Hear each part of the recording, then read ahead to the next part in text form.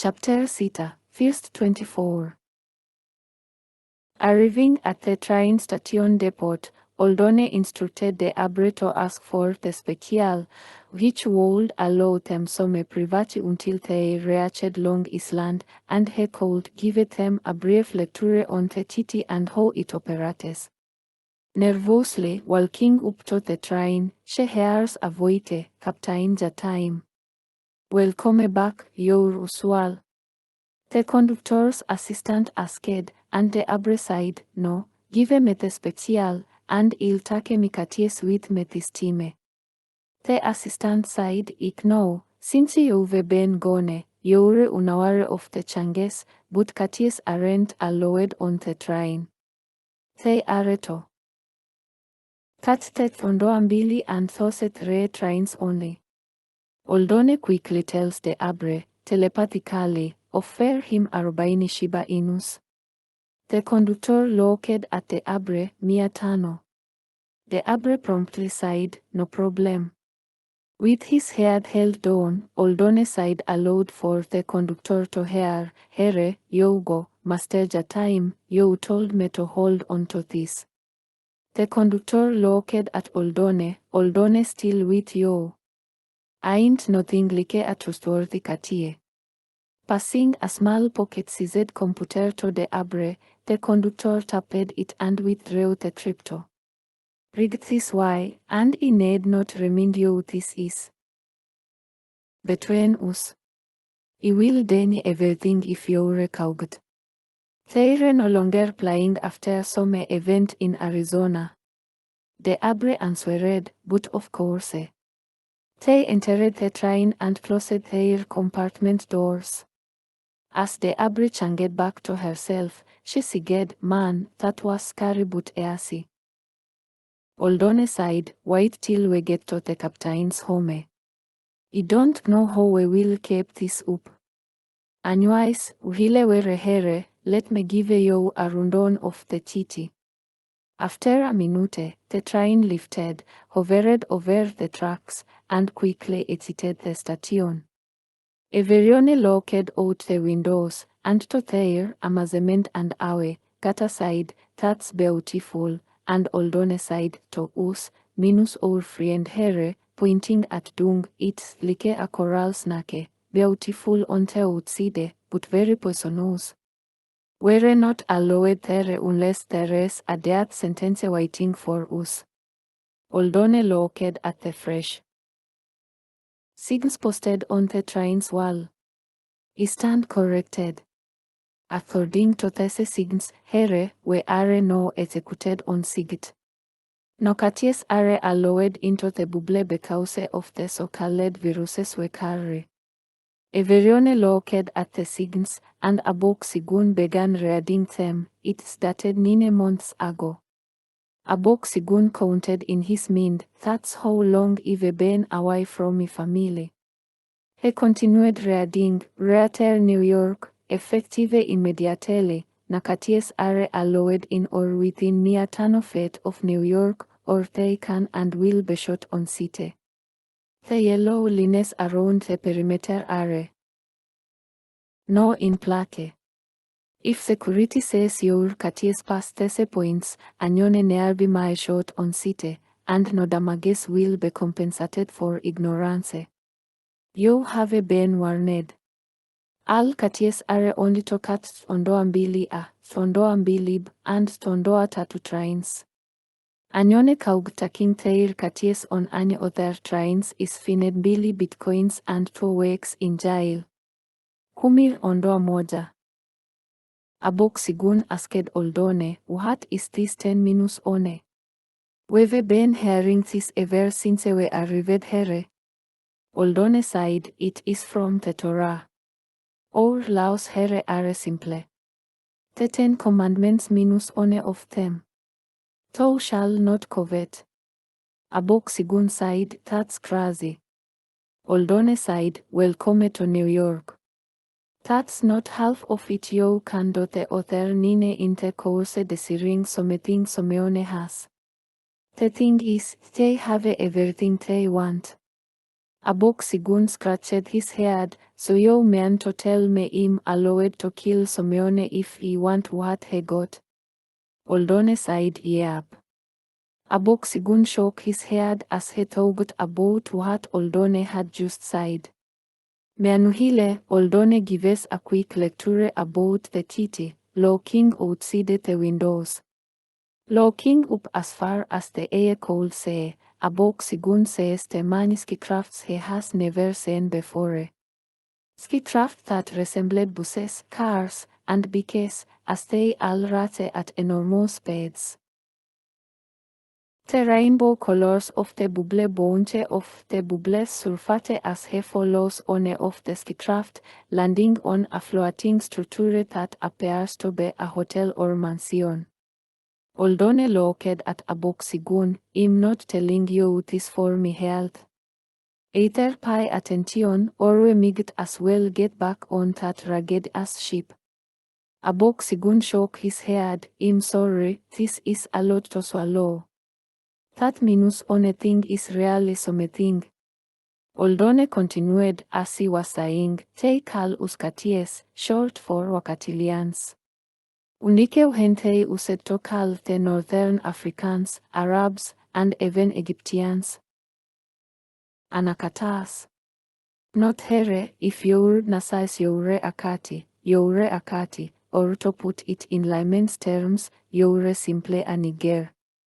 Oldone tells them all he knows about New York's rules, laws, and behavior one is expected as a slave.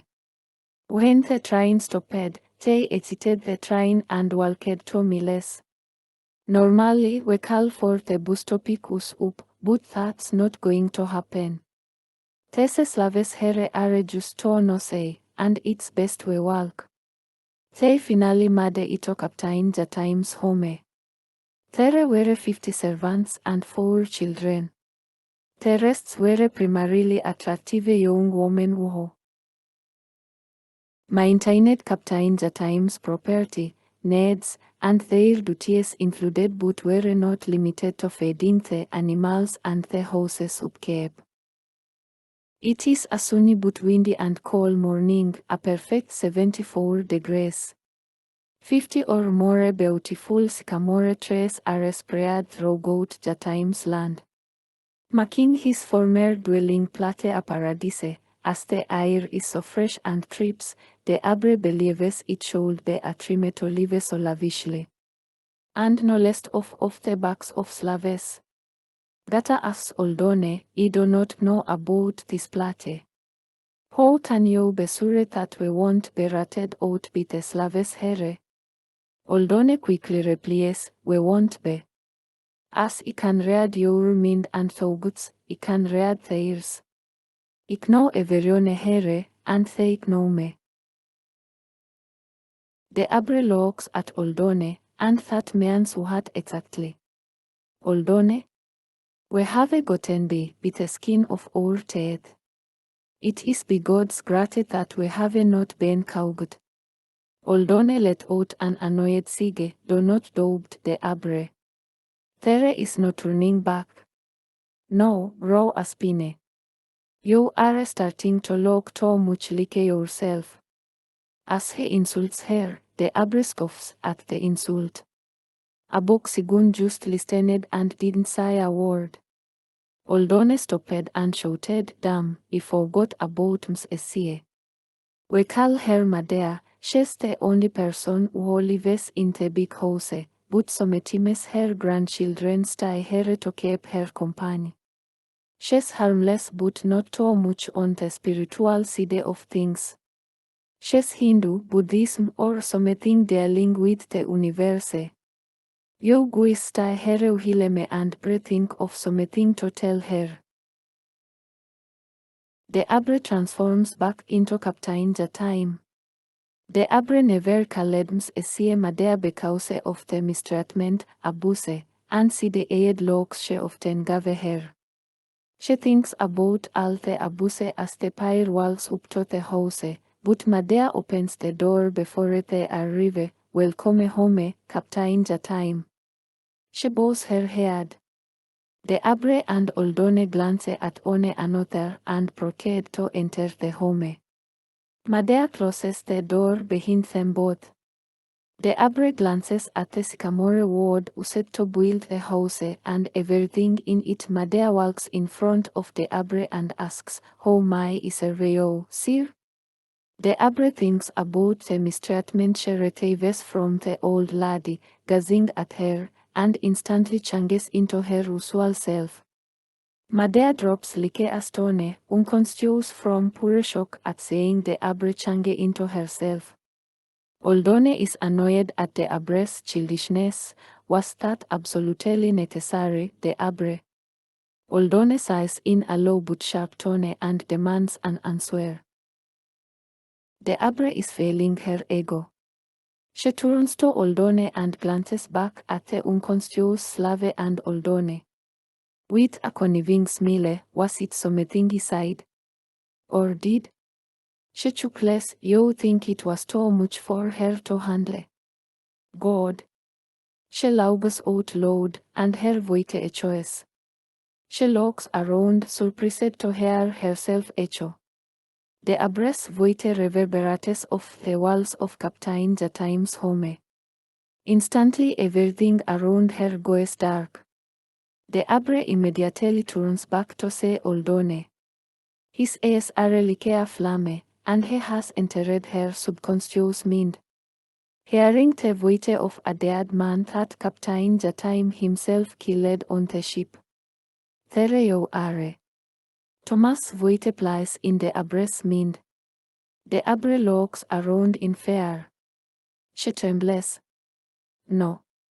You're dead." She screams, enraged at Oldone for entering a part of her mind she had buried in her subconscious. She snaps at him. "Oldone? Get out of my head," she demands, but Oldone refuses to listen and digs deeper. "There you are. There you are, my little darling. Me one and only anakatai." Thomas sighs devilishly and is filled with lust. The abre drops to her knees, clutching her ears tightly and begging Oldone to stop the influx of memories. Please, then she screamed as loud as she could, "Please." She begs Oldone, "Please stop. Stop it, please," she sighs, terrified. She hears a familiar voice, the abre. As the sound of boats walking up the stairs, Thomas asks playfully evil. The abre begins to weep. She shapeshifts into hundreds of different people at once, losing control of her gift. The abre's screams echo within the hall. The living room fills with sunlight again. You will always be mine. Mind, body, and soul. Hearing the voice of Thomas as it fades away. "I am sorry, but I must know who you are. You sounded way too much like Thomas, and I know why." The abre catches her breath. She shudders at the mere sight of Thomas inside of her mind. The abre pulls out of her holster the same, 357 genus magnum used to blow Thomas' head off and aims it at Oldone, but immediately dropped it when she sees an image of Thomas standing in front of her. Terrified beyond belief, the abre screams and backs away quickly from the sight of Thomas being replayed in her mind. The image morphs back into Oldone, who kneels to pick up the weapon and puts it away. "The abre," Oldone says calmly. The abre shouts from the top of her lungs. "Get away from me." Breathing heavily, Oldone stares at the abre. "In the long run, you will become a liability. You have some trauma, girl, that will cause us dearly. Your emotions are not within your control, much like the twins. But you are an even more unique soul than they, aren't you?" The abre arugja time. The abre could not even defend the name her father, Captain Jatime, gave her. As Oldone continues, the Abre interrupts, that old bastard never cared for me. Just like me sick as hell, brothers. Sniffing, she moves her back against a wall. He never loved me. All he ever viewed me as was property. Calling me anakatai. A special breed of crazy, te computans called us. She is Oldone. You are a self-righteous ashole, we all have our demons, but God has not forsaken me. Look in the mirror before you tree and help Someone Eugenio, stupid as has demons greater than myself. It was forbidden to even exist more than the Wakatilians, let alone love, forbidden to reproduce. James, Captain the time, knew Thomas was rapping me but did nothing. Because he was nothing to him. Even though he tried me best to be. My mother was not allowed to live on the day found out she was pregnant with me. Forbidden. But she escaped 3 months before she was due to give birth to me. She hid among the isles of California for months. Once he was born, she forgot like mad to ensure he lived. That's why the horseshoe has so many holes in it. She laughs as she reminisces on memories of her mother. We've stayed here too long. She refocuses her mind, steals herself, and stands up as if nothing happened. If you ever do that shit again, I promise you, I will kill you where you stand. As Oldone prepares to answer, he thinks to himself. So much like Captain the time and the wreck of Thomas. I will have to keep an eye on you, the Abre. Are you? Esie once. Oldone and the Abre turn Tom's Esie as she stumbles across her words, what happened? Esie sighs as she stands to her feet. Itaugut isaw master the time, and then some witch. Itaugut isaw you change out of form, master the time. Oldone helps her stand to her feet. She looks at those standing before her. Oldone and the Abre in the form of Captain the time, she sighed, I must be thick in the head or bad shit crazy. She walks forward to her Oldone and the Abre stood. The Abre, with a sad conscience, looks at Ms. Essie, Madea, you have worked. For me 4 years, and I have been both ruthless and gentle at times, but I am selling the land to a new owner named Murdung. He and his new slaves are outside waiting for you to clear the house. Here, take the 10 bitcoins as a sign of my appreciation and reparations for my actions over the years. Go to the ghetto, live like the queen you are, and find peace for your remaining days. Ms. Essie was simultaneously saddened and happy, for she had never seen so much crypto. As she thanked Captain the time and ran upstairs to collect her belongings. You were so confusing. Why did you try to kill the woman and then give her so much money? Plus, I told you on a Bitcoin. The Abre side, you and your directives do not wig with me. When will you learn that your words have no value to me and your directives are meaningless to me? Oldone, frustrated, grabs something out of a nearby drawer and leads the way to the slave quarters. Abooksigun is under a tree meditating when Oldone approaches. You guys need to stay here until I return. No one comes here until nightfall, but first, I need to say someone who can help us with our plans. A renegade. Throwing Abooksigun an airpiete as he places one in his ear, I look for a famous warrior among us. Place keep this in your ear until I come back. It's a communication de vite. It is still sunny but a hot afternoon and the slaves are going about their typical day. The Shagediting homes were set in a beautiful field of emerald-colored grass. Abooksigun sits under a tree, heavy-hearted, watching the slaves live their miserable lives. Oldone, who is he sitting under that sycamore tree al esposed? The Abre asks. Oldone pies the Abre's outburst no head before saying, old generals need a quiet place to rest their minds and strategize for upcoming battles. The Abre asked, he is supposed to be rallying troops out of this squabble. Oldone takes a deep breath and becomes annoyed with the Abre's pestering, let me go and greet some of the slaves. Ik know of one blacken hound. He would make a good soldier. What have you observed here besides the obvious the Abre? The Abre replies, I say nothing but workmen. Oldone snaps, then stop looking at them. I am sure there are more than workmen here. He looks the Abre in the eyes with anger.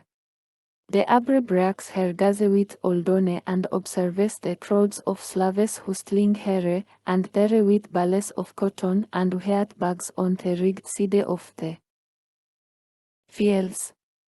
To the left, people carried different baskets of fruits, vegetables, and herbs to the taskmaster's hovercraft. Do you think this will work, Oldone? But when the Abre turned, Oldone had walked off. Oldone had gotten sick and tired of the Abre's mental instability and walked off her hopes on a small hovercraft and headed southwest searching for blackened hound. A slave with a knack for stepping and breaking men's necks.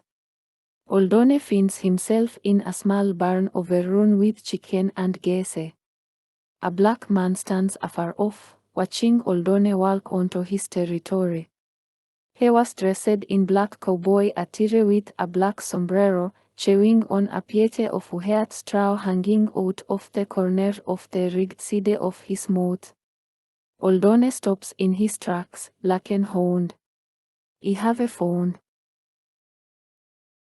favor with Sabaoth, and he has entrusted me with people's means. Oldone calls out. Blackened hound was standing there and saying nothing. Oldone decides to take on a step forward, but blackened hound fires a shot at him before he can move, missing his left foot by centimeters. You ought to know me better by now, dead man. My trigger finger is faster than your mind games. Oldone shouts, I need your help, blackened hound. The time for freedom is to die. We need men and women and even children willing to fight it. Blackened hound has not moved nor taken his eye or his trusted weapon, a arbine nasita timber of Oldone. Blackened hound looks at Oldone, pray tell, where have you found our deliverer, dead man? Oldone replies, blackened hound, he's the son of a king, a ruler, he has returned with us named Abooksigun. He has led us into battles and freed other slaves and ourselves from this captivity. Blackened hound holsters his weapon, shakes his head, and points his left index finger at Oldone. Say no, that's your problem, dead man. You have been a slave so long that you neither know the difference between what is a slave and what is a captive. Ignore me plate. It's sweet sons of a bitches don't bother me. Eager to have him as part of the team, Oldone begs, then join us. Help us rid ourselves of these slavers. I already have dead men that have fallen by my hands. Twig snaps, and the tall golden grass starts to sway and move in all directions. In the distance, a large group of men walks up behind blackened hound. They hid behind the tall grass, and some even exited holes in the ground that led to underground tunnels as blackened hound brags. These men are battle-tested and ready for war. Oldone looks in amazement as Blackenhound continues, "We've been ready. We were being time. Tell the prince that he has his army." Blackenhound walks over to Oldone to meet him eye to eye. Gravel crunches under Blackenhound's feet as his ember eyes, full of rage, meet Oldone's. A light breeze blows his long black striped hair in the wind, revealing his black Apache features. "There is something you are not telling me, Oldone. Did you and the king's son not travel alone?" Oldone responded, "Your Apache mother should have named you Blackentrow. Nothing gets past your ears. No, we are not alone. Others will assist us in fighting off our oppressors and Satan's armies." Oldone phrases up. He catches a glimpse in time. Blackenhound says his reactions, "Another trick of the dead man." Oldone shakes himself. Blackenhound continues, "Please, pray tell, it is about mewhoring." The men standing behind Blackenhound overhear the mockery and break into laughter. Oldone looks at him. "We are doing nothing but talking, Blackenhound. Gather your men. I assume you already have plans to take out the taskmasters, yes?" With a smile, Blackenhound replies, "Already done, dead man." One of the men walks up to Oldone with the head of a taskmaster bleeding profusely. Oldone gags and backs away almost immediately. Blackenhound bellows with laughter. "What is it, dead man? Your spine not striked enough." Blackenhound mocks. Laughter erupts as another man says, "He's become soft and can't hold his liquor." A second man says, "He's a delicate flower. A neat little petunia."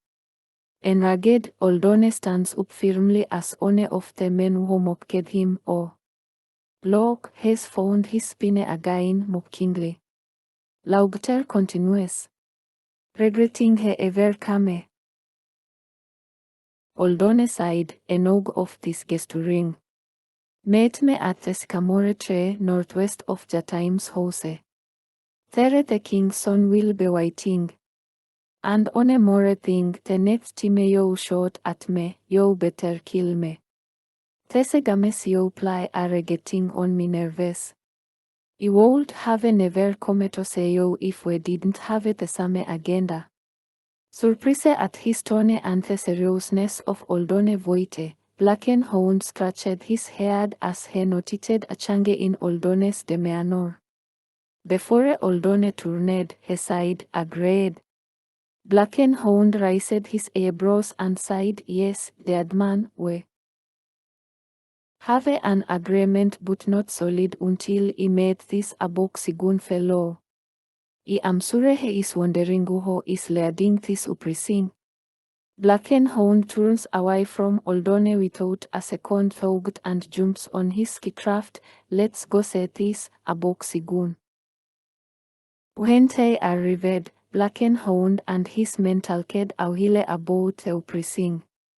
The Abre is sneakily observing from a distance, although not hidden, as Blackenhound takes notice of her. Oldone also turns away and walks back to the slave quarters after Blackenhound and his men depart. Oldone says that the Abre is watching. He walks up to her and asks, "What have you heard?" The Abre scoffs. "That we have an army. How will this help us with the others who may not want to join, Oldone?" Oldone shrugged his shoulders as he pointed toward the house. "Let's walk." The Abre. One, I do not question Blackenhound or his method. And secondly, from the looks of things, I believe Blackenhound has it all sorted out, join or die.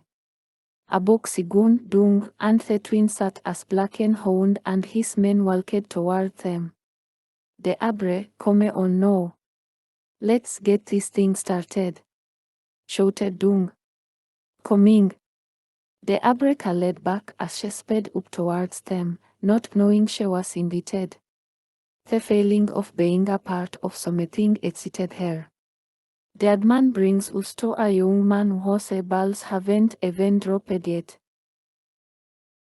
Blackenhounds turns to one of his men, Shadow Walker, speaking in his native Apache tongue. Abooksigun ignored his insults for a moment as they sat. Dead man, is this the son of a king? Abooksigun looked at Blackenhound. We do you call Oldone, dead man? Blackenhound smiled. Has he not told you his life story?